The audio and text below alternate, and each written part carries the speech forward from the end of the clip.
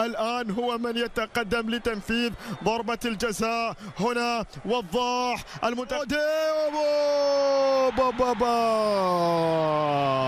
وضاح يتصدى، وضاح يتصدى. محمد لكن وضاح قرار سليم، هو أرسلها في مكان جميل، ردة فعل خيالية بالتصدي. لاحظ ردة الفعل من جانب وضاح، أنور الزاوية والقرار، وبالتالي يا وضاح